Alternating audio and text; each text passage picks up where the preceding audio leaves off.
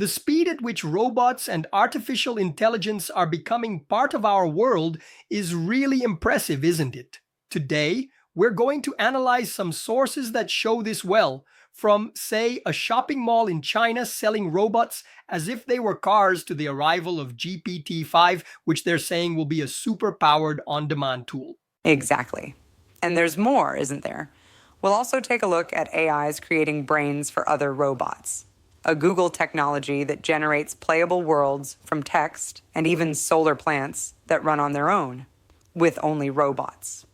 And our idea here is to really understand what all of this means, right? To connect the dots. So, starting with that story about the robot mall in Beijing, the idea of walking into a store and leaving with a humanoid seems like something out of a movie. How does that work in practice? It's really like a car dealership. It's a very interesting and actually quite accurate comparison. They use that 4S model, It's super common in the automotive sector. Sales, service, spare parts, and survey, customer feedback. It's a complete package for the robotics consumer. There are over 100 types of robots there, from about 200 different brands. But the key point is the experience. People can go there, interact, test them, see a demonstration. There's a robot barista, a humanoid guide. Even the restaurant inside is all automated. The goal seems pretty clear. To accelerate this acceptance, right? To make coexisting with advanced robots normal in daily life. To normalize coexistence. That already leads us to GPT-5. The promise is huge, a super-powered on-demand tool. But what's truly new there, besides, more power? Well, the layered architecture they mention is a very important point. The AI sort of directs the task to the right level of complexity, They even have a mode they call deep reasoning. This, according to them, significantly reduces those hallucinations, those answers that seem right but are wrong or make no sense at all. Oh, yes. Hallucinations. Complicated, that is. Right. And the security has changed a bit too. Now it's more contextual. For delicate subjects like biology, the idea is for it to be useful, but without giving dangerous instructions. And they also introduce some personalities, so the AI isn't just a passive assistant, but almost a specialist colleague who can program and debate. A specialist colleague. Interesting. It's a step toward a more proactive AI, right?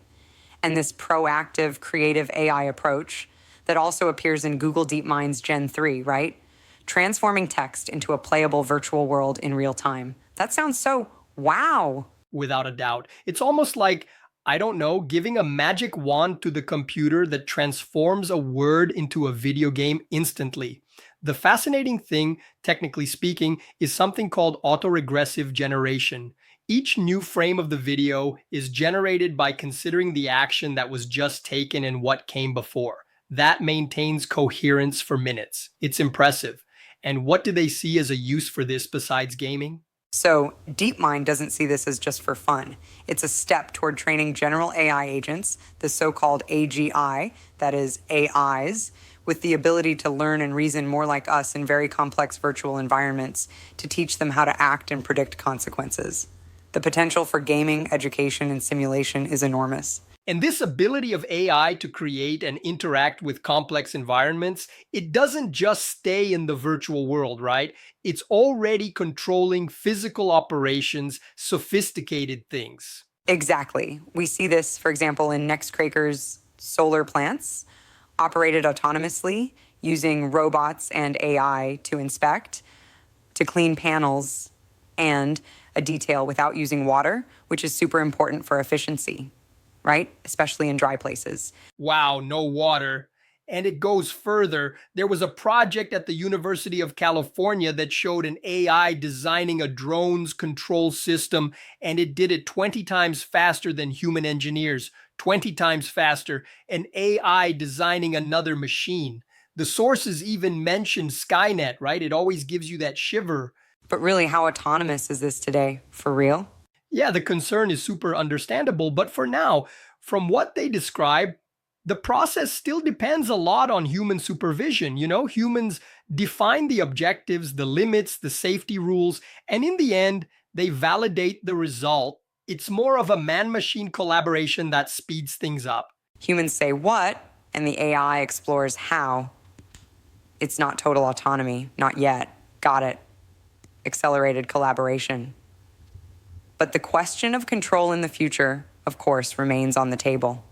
Speaking of machines and control, we also saw those images from China, right, of those so-called robot wolves, quadrupeds with attached rifles, working alongside soldiers. What's the impact of that? Look, this is a very significant tactical change. Integrating armed ground robots and drones with infantry, the idea is to increase reconnaissance, provide fire support, and most importantly, reduce the risk for the human soldier, to leave the machine on the front line. It makes sense from a military point of view, I guess. Yes, but although the operation still seems to be coordinated by humans, the physical presence of these armed machines, whether autonomous or semi-autonomous, there on the front, raises a lot of deep ethical and strategic questions, right? About the future of warfare itself. Absolutely. So, to wrap up our analysis today, we've seen everything from the robot retail market becoming common in China, AIs like GPT-5 becoming a kind of specialist colleague, Gen 3 creating virtual worlds out of nothing, to very concrete applications in industry and in a more concerning way, perhaps in the military field. The common thread in all of this is this integration, right? Which is becoming faster and deeper for AI and robotics in every single area. The pace is mind-boggling, and it leaves us with that question, doesn't it? As we get used to these machines, to these intelligences that are more and more capable and more present, not just as tools, but as agents actually acting in the world, how will this redefine our societies, our work, and even what we understand it means to be human?